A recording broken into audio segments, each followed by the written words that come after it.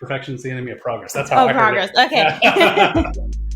You're listening to Being Built, where innovators and tech leaders like Remie Cruz here tell stories about how building product builds you along the way. So maybe we'll get into a little bit of both, right? Yes. Welcome to the show, Remie. No, thanks for having me. We were talking about, what were we talking about? They can cut this out if it's not fun. Oh, yeah. So IT freeze? I was telling you the IT freeze, basically around the holidays every year. After Thanksgiving, no major changes to our infrastructure. And so we kind of go on freeze, if you will. It's just kind of maintenance mode. Until the beginning of the year. Okay. So everyone has to anticipate and wait for the freeze to be over. And then that's because you're trying to honor all the time off. You don't go live Friday evening or whatever. Yes, and then everybody's weekend's ruined. Exactly. That's good culture hygiene is what that is, yes. right? It's just respectful of your key players is what that is. Yeah. So I've got a small team helping me with the video editing and the marketing, that kind of thing. Being built is being built. Yeah. Right? Yeah. I love it. You know what's interesting about this podcast is that first episode was horrible. Like the conversation was great. His name's Steve Bender. And the content was great. The recording quality, the lighting. Like I didn't even have lighting yet. But I didn't care. The content is what it's for. Everything else is just a vehicle. So if we can get there, we get there, right? Yeah. And so that's what we did. The first episode was horrible. The second episode was rough, but better. The third episode, incrementally, right? And so I think this is 6-ish. Or somewhere around there. Nice. We've done a handful now. Some of the things that we know we need to fix, I'm waiting on the new cameras, and I'm waiting. You know what I mean? Like, so there's still going to be some ugly things along the way. It is the nature of things. Like when you're building something, you're always going to have to content yourself with something being not quite perfect. Yes. And then you kind of improve incrementally. Perfection's the enemy of done? Yeah, that's something right. like that. Yeah. So just perfection's the enemy of progress. That's how I heard it. Okay. Yeah. Perfection's the enemy of progress. Yeah. Yes. Yeah. Agreed. I mean, you have to be content with like increments. Yep. I promise I won't talk the entire hour. If my work as a podcast host is to get people talking, he took all my job away because he just came in and started talking and didn't stop. And it was just brilliant the entire time. I was really grateful, but every once in a while I'm inspired to say something too. I've had anxiety about this in a good way. I'm like, I want to do good. I want this to be, good and relevant for the thing what you're is building.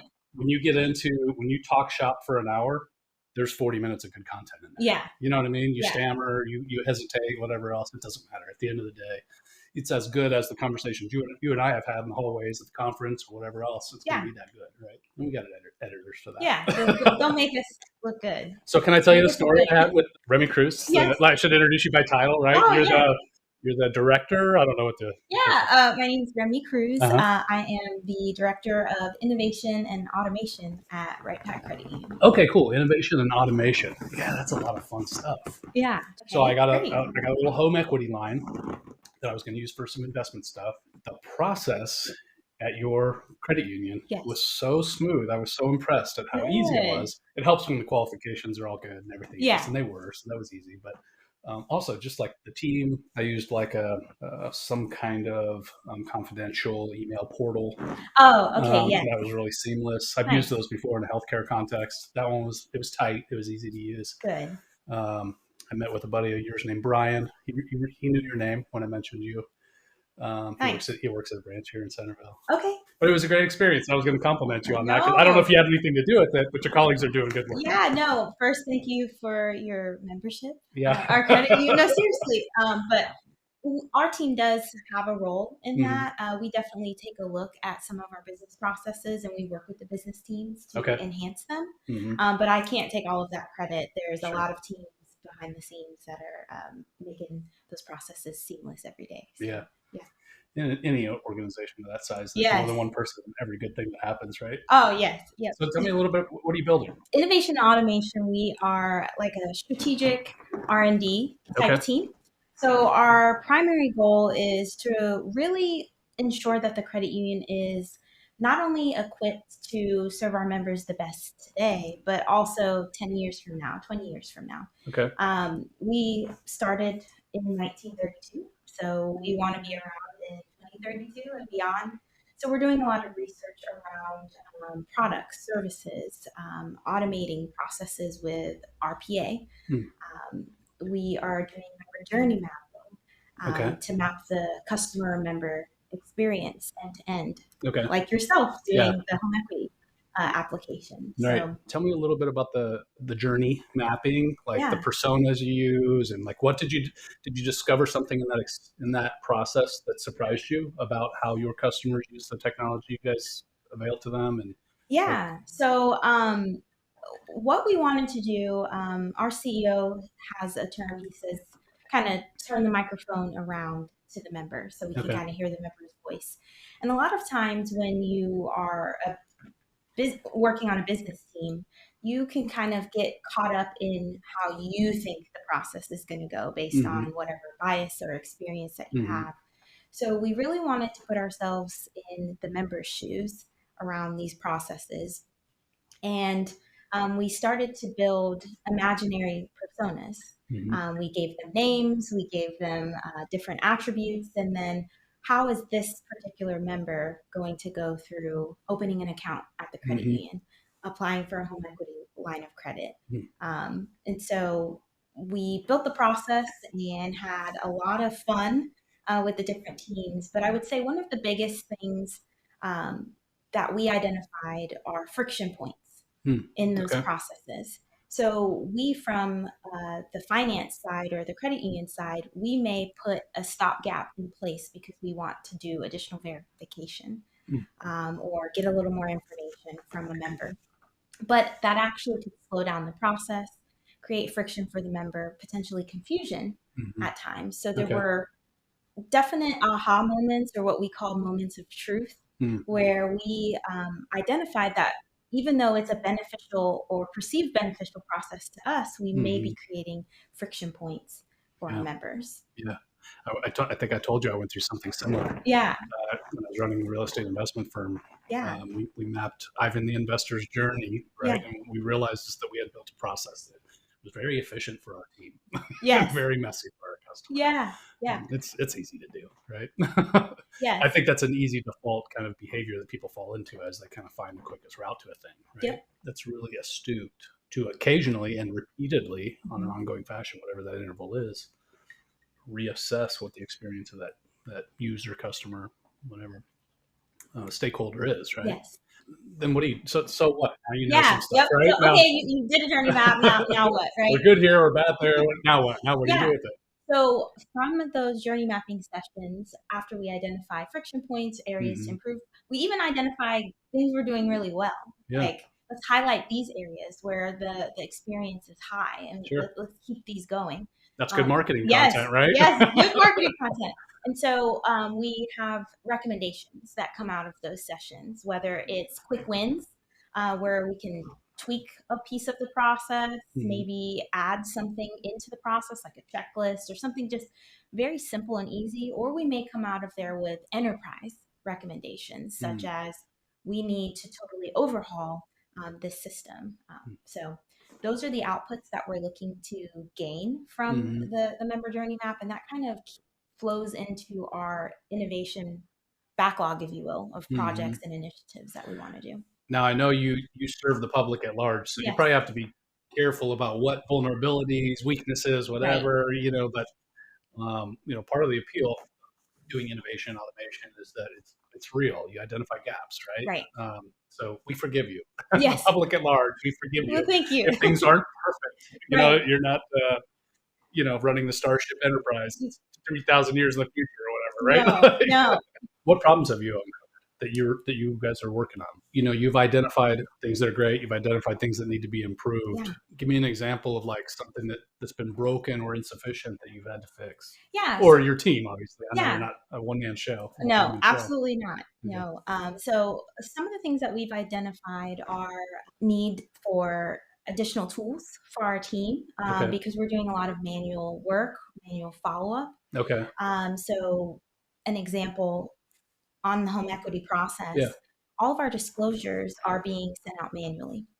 So that is a individual logging in to an individual application, getting all the disclosures ready, and sending them out to our member Aaron. Right? This is gathering documents, sending an email kind of behavior when it could just be triggered by a previous task, right? Yeah, let's put some automation in place. So our partner employees, that's what we call our employees, so they can focus on doing other tasks, I'd rather one of our partners being on a phone with you, Aaron, building a relationship, deepening a relationship versus or saying, hey, this just went through, expect this from Sharon next or whatever, which Brian was great at. Yes. So Brian's going to hear this at some point. Hey, Brian. You did a great job with exactly that. That story about me kind of answers the next question I was going to ask you, which is, okay, that's great for your member. What do you call them? Your partner employee. Partner employee. Yeah, that's great for your partner employee, but how does that affect the member, right? Yeah. But the answer that I just described is then he's doing more follow up, and it gives them more bandwidth to engage with the customer and the things that are important to the customer. Absolutely, right? Absolutely. And so, in my case, as your customer in that scenario, it would have been more communication about where we're at, where I'm at in the process, and what to expect next. And that's gold when you're dealing in a process that takes some time, right? Yep.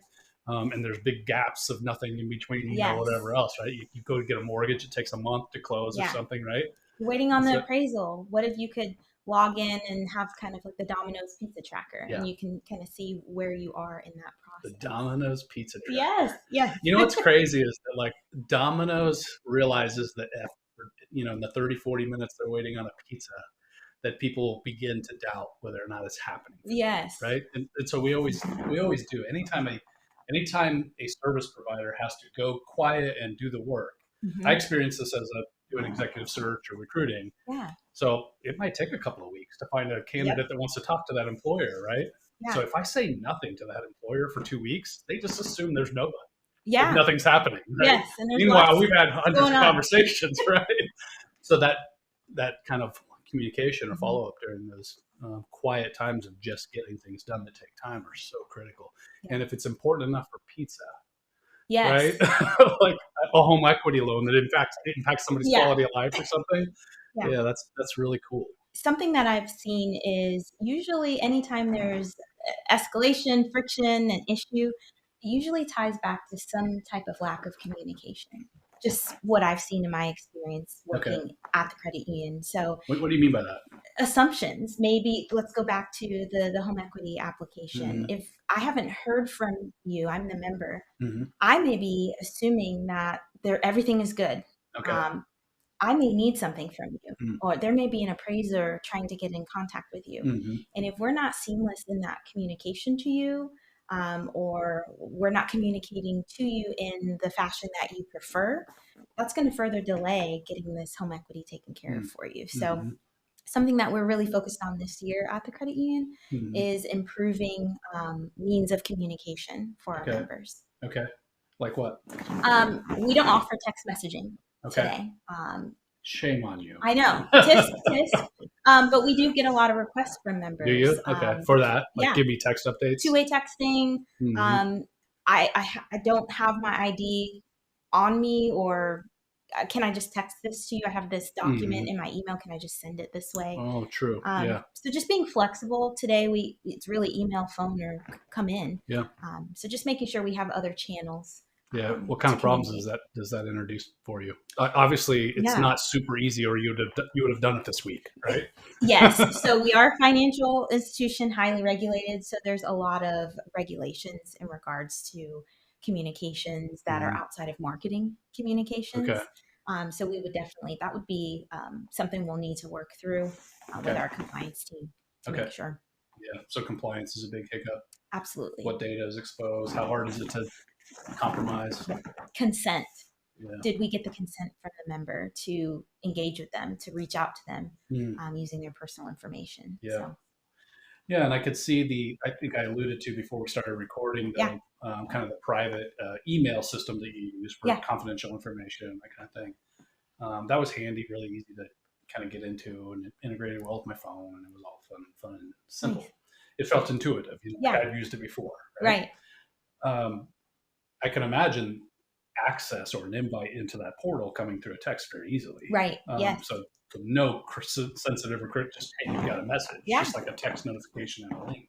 Yeah. And that could be that seems like a easy first iteration, but I know because I worked in healthcare so much that it's tricky in a highly regulated industry to do iterative improvements. It really just add a widget, add a button, add a whatever. Like all those things have little implications. Yes. When you work in a highly regulated industry, there are so many things that you want to do, and you want to kind of build Rome overnight, but you really can't move as fast as sometimes you would like to, because you have state regulators, federal regulators, all kind of audits going on. So you have to make sure that you have a level of care with the innovation that you're trying to drive within your organization in an industry like that. Yeah, for sure. The nature of like innovation and automation, you're doing customer work essentially, right? Yeah. You have kind of 2 degrees of customers. Yeah. You have your internal players, the doers in your business. Yes. And then you have me, the people who are like banking with you or borrowing from you or whatever. So you have your members, you have your employee partners, all those people matter. They don't all matter equally at a given moment, right? There's prioritization that has to be done. Yes. So as you're innovating and you're automating throughout the organization, how do you determine what comes first? Yeah. Like, what's your criteria for prioritization? Yeah, specifically with the automation side of our area, we are gathering a backlog of opportunities for automating tasks. And what we've done with that is we've built a kind of intake process for that. So RPA, or robotic process automation, it's best when it's a highly repetitive, high volume, prone to human error type task. So we meet with the business teams and ask them a series of questions about their task. And then we ask them about the potential return with ROI. How much time could we potentially free up if we were to automate this task? And then we have kind of a grading scale, if you will. And that's really, it helps us kind of stay in order with our prioritization. Is there some degree of like risk assessment that gets involved? And do you have like a risk analyst department or people that demand it? Because I mean, you mentioned, human error kind of vulnerabilities, right? Absolutely. So is that part of your matrix? Yeah, absolutely. So we have are these tasks tied specific to any regs, legal items, and that will bump the task up higher in priority. We also we're in the process of putting together a steering committee, if you will, internally. So a lot of this innovation and automation stuff on the surface, you may think is, ooh, sexy technology, but it's very change management oriented. And so just making sure we have those internal key. Patty always files those forms that way. Oh, right? Yes, she always does it. So having those key stakeholders on kind of our steering committee where we can bring to the table some of the automations that we're working on to maybe point out some of the gaps that maybe we're not aware of, we haven't identified. Our legal team is a part of that. Our information security officer is a part of that. So we're just trying to make sure there's a collective group of individuals who are focused on that prioritization as well. It's been a long time since I connected with and mingled with folks who work at Wright-Patt Credit Union. Yeah, right. Like I used to know some of the IT leaders back in the day. I think a couple of them have left, and this was a long time ago. Yeah. Because I'm old now. No, not old enough to remember a different era at the credit union, right? Sure. So I'm curious, as you're talking about change management, like what's the culture like there in terms of like innovation and automation and progressive thinking about systems? Yeah. Wright-Patt's culture, it's an old organization. Yes, so we're 90 years old. We'll be 91 later this summer. Wow. So think about that, turning an organization that's been around that long. There are a lot of legacy processes, a lot of legacy ways of doing things, if you will. And a lot of it is sometimes, if it's not broke, don't fix it. We have a stellar reputation in our community for service, processes, and products. Okay. But we identify that we want to be relevant and around for another 90 years. So there is going to need to be a change in the way that we approach things, the way that we do things. So I would say our culture is very collaborative. We're definitely, I can pick up the phone right now and call our COO and ask her for help. Interesting. How big is the organization in terms of like people? Yeah, so we have around 12 to 1,300 employees. Wow, that's a lot. Okay. I ask because like my employees can pick up the phone and call the CEO at any given moment, but there's just 3 of us. Yeah. So yeah. that's not hard. yeah. Right? Yeah. But when you have 1,200 people on your staff and you have access to people at the highest level, it's a high level of collaboration and integration amongst all the organizations. That's cool. Yeah, I think we call it our secret sauce, if you will. Even though we've grown to a very large organization, we're the largest credit union in the state of Ohio. Nice. But we still try to keep that very collaborative, servant type culture where I can pick up the phone, I can walk over to someone's desk. If they're remote, I can send them a Teams message, and it's just ingrained in us to be that way. Yeah. So when you introduce innovation, you have that natural willingness, curiosity. Of course, there's times where it's uncomfortable. It's different. Our team is somewhat like pseudo disruptors, if you will. We're going around asking questions, right, relative to the one who's working the counter or whatever. Absolutely, right? Absolutely. But there's still that openness, that willingness. So I do think innovation can definitely fit well in our type of culture. Yeah. That's it. I always, people tend to think about culture in some kind of linear way. Like we're either a good culture or a bad culture, as if all the characteristics that make it either good or bad are the same across the board, right? Like really great with compliance is particularly important in your industry. Sure. It's meaningless in like a body shop for a car. Does it run? Yeah. Right. So, cultural characteristics, unique identifiers for like, what's the personality? Like it's not Ivan the investor, whatever it is, sure. Right? Mark the member or whatever you call your personas. They have kind of a personality. It's not true for all of them, but it's this kind of like average persona. Yeah. Right? Yeah. And so does your team, so does your organization. Right? Yes. It has this kind of like average persona. We were talking about RPA development. Yes. So that's kind of one of the things on my mind too. I think you guys said you were trying to hire another RPA developer recently. Yeah. Or just hired somebody recently. He started this week. Nice. Yeah. Cool. Okay. So you let him have his holidays first? Yes. Obviously that's kind of like a booming skill set, a kind of a growing demand for that skill set. What's the hardest part, I guess, about putting together the right team to do this work? So probably the hardest part is taking that first step, usually, meaning figuring out where's your focus. And for us, you mean for like the department or the initiative in general? The initiative in general for the organization. What is the value? We can just automate stuff, but what is the value we're trying to realize? Right, to produce, right? Yep. And so for us, our organization wanted to really focus on automating tasks to save time and give capacity back to our employees. Also, to reduce the need for backfilling of roles specific to back office roles. So we don't have the focus to reduce headcount. We're not looking to, by end of year. People retire or move on. Correct. Or do you have to? Yeah. Did you buy yourself bandwidth with the functions that you automate? Correct. Right? Correct. Because there are a lot of back office tasks or roles where most of the day all we're doing is spreadsheet work. And so how do we maybe upskill some of our employees and move them into other roles or give them more time to do those valuable relationship building, member serving activities. Customer facing, technologically difficult kind of things, Absolutely, right? Yes. Yeah. Have you been in like the upskilling effort or any of those experiences yet?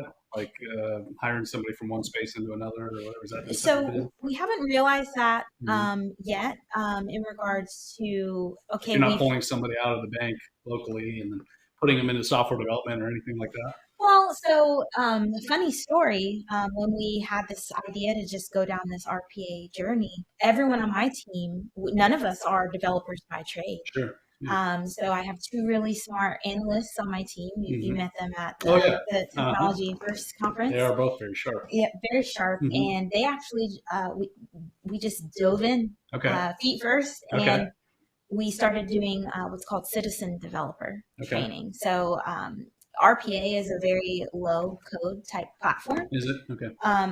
of course, if you have coding background, you're gonna pick it up a little faster. But both of my analysts, they were either in a project management role previously or an operational type analyst role previously. Okay. So they've never coded or built any automations. But we have 2 automations live and running and serving business teams today at the time of the recording of this.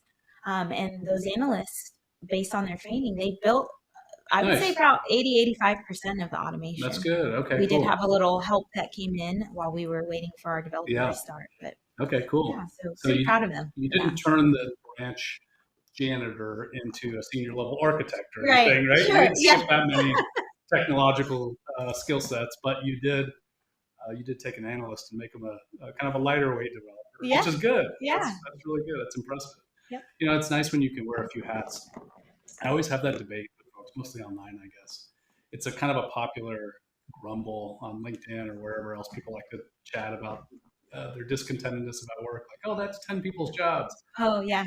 Well, I mean, in a little company, like a solopreneur, every job is that person's job, right? So like if a one-person company, if that person can do, 40 jobs, right, then why can't a 10-person company, each person does 10 jobs, right? Like, so I think a lot of people like, oh, that should be 3 people's jobs because it's kind of 3 distinct things, and they're accustomed to working in an enterprise environment, right, with 20,000 people, where every single task is like somebody's job description, career path, right? But when you're a small organization, or as you described, Wright-Patt Credit Union, you're kind of a collaborative, innovative organization, that there should be very low barrier to doing somebody else's job, right? Or to taking on a second job. Yeah. So I compliment you. I think that's cool that you got your analysts got their hands dirty and did some coding. Yes. Yeah. We had a big focus, our team, because we're kind of a startup department. We kind of all were plucked from different areas of the credit union. I historically led operational teams, technology teams, but shifted over to more the strategic type focus on growth and technology. And so we all were very focused on just building skills. How do we build more skills for each other to bring more value to the organization?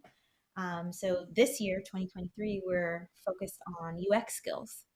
So we're going to continue to grow our RPA skills, but now let's dig into UX and gain some skills. That's all the profiling and such that you're getting into. Yeah. So you guys are becoming marketers too. Yeah. Just add it on. Developers, marketers, the whole bit. You guys are like a little hit squad. Yeah. And it is a pretty small squad still, right? It's a handful of folks, right? Yeah. And obviously you have people in the business you're partnered with. So absolutely. A lot of other folks that report to you on projects and initiatives that you're under, right? Yes.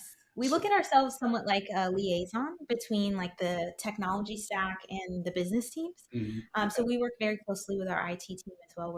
Our team is technically in IT, but we're kind of like that middle road team, kind of interfacing with the business teams. Other than the analysts on your team, does Wright-Patt Credit Union employ a lot of developers? Do you do a lot of your own software development? Yeah. So historically, we've not been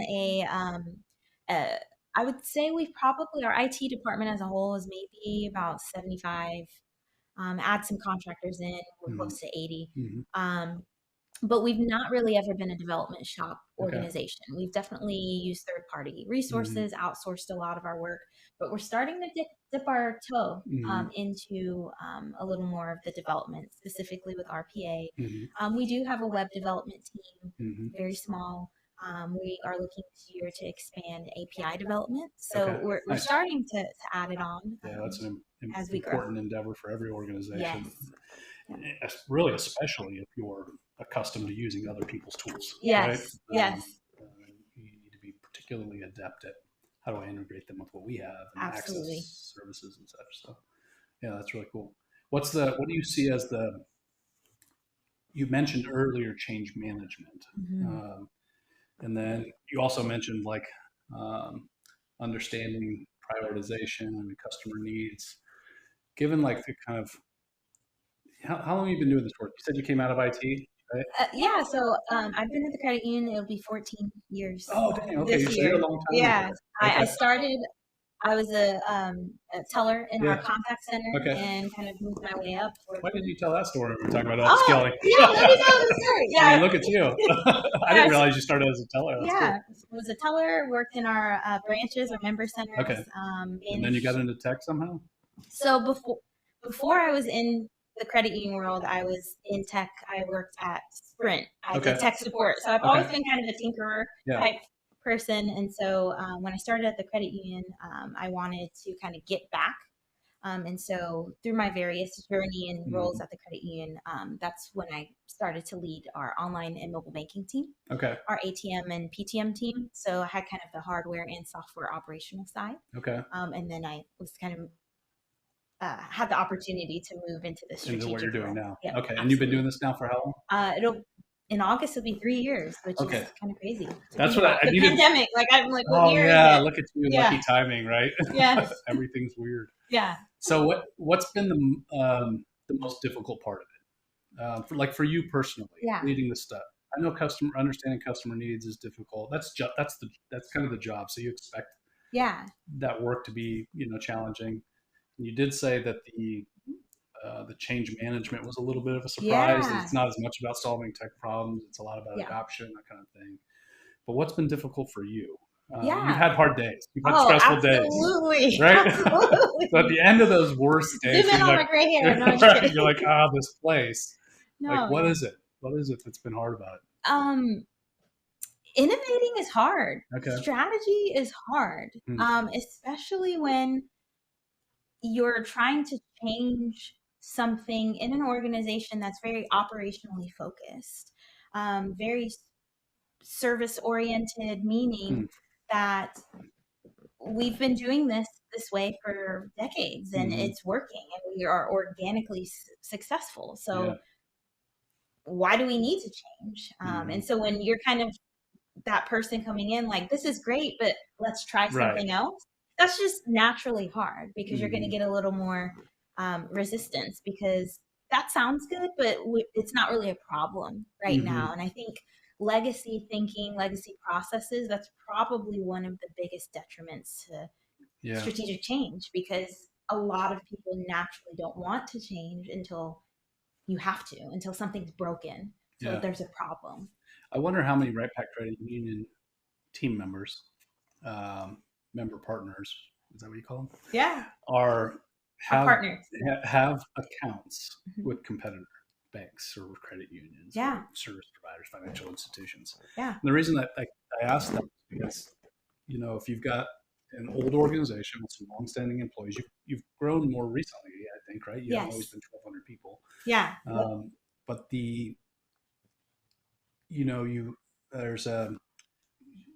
if all of your team interacts with Wright-Patt Credit Union as a financial services provider, right? Yeah. How well do they understand what the competitive landscape is? Right.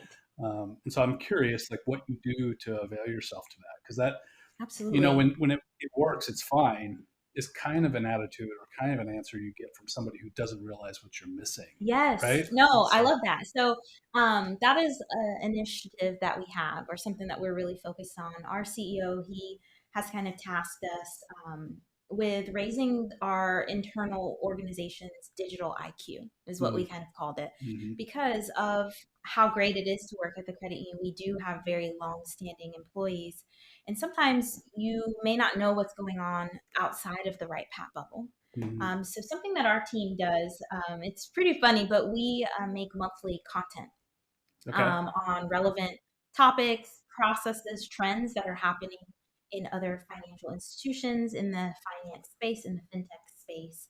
And we're bringing that information to our internal partners and sharing with them what's going on outside. Interesting. Okay. Yeah. So you really are getting into marketing, aren't you?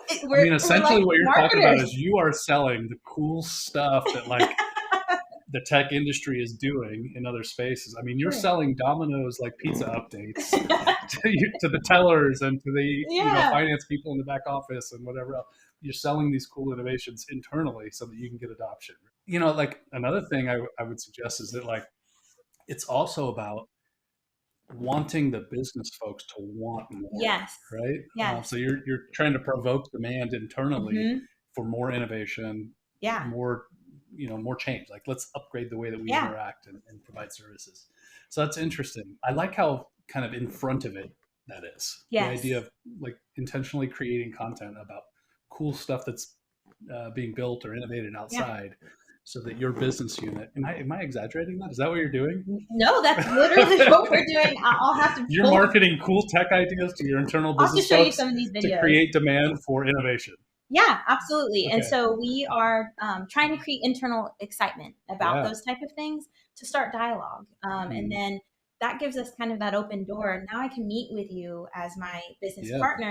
Let's talk about your processes. Right. Hey, did you see this on Facebook Marketplace? What if we did it this way? Or did you see this with Domino's? What if we did it this way? Or whatever. You're going to certain events, meeting with our prospective members, and you're still having them fill out a paper document. Yeah, and it enrages anybody that has to fill out a paper document. There you go. Have you heard of Microsoft Forms? Let's sit down. Let me show. And sometimes it's just, let me show you this. Let's realize this together. And that is probably the most fulfilling part of what we're doing, because once that light bulb goes off and people start to think of what is possible, it just makes it so fun. I pointed to competitors. Yeah. Because like, what are you? But I mean, you could be an industry leader. You're the biggest credit union in the state, right? So like, you can be an industry leader, and then looking at your competitors isn't the right way to do it. Sure. In some spaces, you guys are the best, right? Like, there are some things that you do better than anybody else, right? Maybe it's not text messaging yet, but there are other places where you guys, like the experience I had was A grade. It was I would say awesome. We serve people in our market better than anyone. I believe that. I'm a customer, so I know that firsthand, right? Or a member, I guess. So I know that firsthand. Like, a couple of things that you guys do, other people don't do, or it's not common anymore, right? What's the bar then, right? Yeah. Like, then the bar becomes like, like any industry who's like, if I've never filled out a form to order a pizza or whatever. I guess I kind of do, right? Yeah. We'll drop down. Maybe that's not a great analogy, but any industry that like, that's doing something that makes it easier, because we get spoiled really quickly. We do. Right? We do. So like, if my social media feed does it like this and the video just starts playing, that means when you email me, the video should just start playing, right? But wait, does that happen in email? Yeah. Right? So like, every industry, every tech that we interact with, every service we interact with sets a standard or an expectation for this consumer population for how a business or a service provider should work. Yeah. Right. So it's like, not just how are my competitors doing it? Because I would tell you, like, a doctor's office 10 years ago, where you're filling out your address and your name on 4 different forms or whatever. Like, I swear I quit going to doctors just because that irritated me so much. I'm like, I'll just die younger because I don't want to fill out my name and address 10 times. If they're looking at what other doctors' offices are doing to determine whether or not they should automate that, that's a fail, right? And so likewise, if you're the badass in the neighborhood, like, you're doing better than anybody else, and you're trying to look around at competitors to determine how should we innovate, that's a fail, because how do you progress if you're at the top? Right? No, I think that's really fair. So I would say we do a couple of things. We do look at other financial institutions. So we're really looking at the big guys, those organizations that are, we're just going to put $8 billion into our budget for innovation next year. We can't do that, right? Yeah, I don't care if $7 billion goes down the tube, right? Right. And so, but we're still keeping abreast on what they're doing. So we do follow the big guys, the Chases, the Citibanks, the USAAs, the Navy Federals. Even though we're not that size, we do think it's important to see, what they're paying attention to. Chase has a branch in the metaverse. Okay. Wright-Patt. Nobody's there, but they're there. Nobody's there, they're there. But it's important for us to understand maybe their logic behind that and keep up to speed with it. They just got you talking about it. Maybe it's just marketing. Yeah, it might just be marketing, right? But we do benchmark ourselves against other financial institutions. But to your other point, we also look at organizations outside of our service industry, and I think any of your listeners or your fellow innovators out there, don't just limit yourself to your specific industry. We're looking at what Target's doing. When I walk in Target and they know that I bought this specific snack for my daughter the last time I was there, that connects with me. So the next time you walk into one of our member centers, maybe we can offer you a similar experience. Of course, not with snacks, maybe, but with your financial services. Okay. So we're paying attention to other organizations and service industries to kind of gain those service best practices. Because like you said, we're pretty spoiled. If I have to wait to get an answer on something, I'm out. I'm dropping off. If I have to call to order pizza, right, I'm not ordering it. And that's just me as my personal preferences. But. Yeah. Same as my daughter. Like if I have to talk to a person, forget it. Yeah, that's me. Call. Yeah. Anyway. And not everyone's like that. But how do we make sure that we're serving those different personas as we've been talking about, those subsets of members that may have those preferences? That is really interesting because there's that subset of folks who, like, if they have to get into an app to do it, they're annoyed. And there's the subset of folks who, if they have to talk to a person, they're annoyed. Yeah. And they're all important. Absolutely. In a consumer service like financial services, they're all very important. You have a large population of all of them, or a growing population of the younger ones that are very important. So that's interesting. So obviously you have multiple personas. Yeah. Whether it's today's business or 10 years from now business or 20 years from now business, right? That's important. Yeah, that's an interesting idea. And pulling, so the comment about Target made me wonder. One last question, and then I'll kind of wrap it up. Sure. What I'm curious, I have a cousin who's in financial services and like auto financing, a big auto financing organization that looks to be moving away from branch offices. Sure. So I'm curious what Wright-Patt Credit Union's attitude is toward branch offices. That is a perfect question. Are we growing? question. Are we shrinking? Are we changing? We're growing. Okay. We are growing. There is value in that in-person experience that are, as you stated, when you come into one of our member centers, it's just different. And that's how you got my business a couple weeks ago. Yeah. Honestly, I was at the grocery store and it was there. And I was in research mode. Yeah. I'm like, let me just pop in there real quick. It's a physical, it's a billboard. I didn't have to navigate anywhere. I was just nearby. So I popped in, I got asked a question. Next thing you know, I'm a customer. Yeah. So we are inclined to continue to grow our member centers, which is what we call our branches. Okay. And we're going to keep growing year over year. So those are worthwhile investments for you that you're going to double down on. Okay. Worthwhile for us. I don't know if you're doubling, but you're going to continue to invest. We're going to continue to invest in physical locations, all while bringing that balance of investment into our digital and remote services as well. Well, it seems like I've seen like the remote teller. Oh yes. At your branches, right? So like the manpower necessary for you to stand up a service center. What do you call it? Not a branch, but a member center. Member center. Thank you. The manpower necessary. Which manpower is expensive? The manpower necessary to stand up an effective member center is probably reduced because some of the smart thing you guys are doing with, and I assume the COVID thing helped propel some of that forward a little bit over the last few years. Yeah. Like the remote teller experience. COVID definitely accelerated some of our remote services.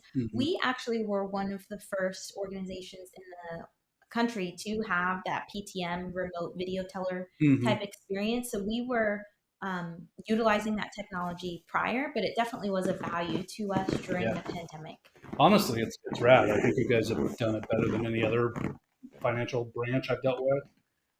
It's better than a local person behind a gargled telecom or intercom. Tubes, right? Yeah, the tube and intercom experience or whatever. Just because, I mean, they're local behind some bulletproof glass or whatever in a poor camera and a gargled intercom. Like the fact that they're 10 feet away from me does not add to the experience. No, it doesn't. The high quality camera adds to the experience. The great quality audio adds to the experience. The quick access to my account and relevant data to that conversation adds to my experience. The proximity adds nothing. Right? No. So that's a great win for you guys. I know it's a few years old now, but just my observation of thank you. Your member centers not being as cumbersome as maybe some of your competitors are. Sure. Yeah. Because you guys do that well. Anything else you want to add? No. Okay. I just want to thank you for having me and just it's a great conversation. Willingness to chat. Anytime. And we don't always have to have the camera on, but it's been a great conversation. Yeah. All right. Thank you, Remie Cruz, for being my guest for providing great services to me as a customer. Absolutely. And thank you for being on Being Good. See you. All right.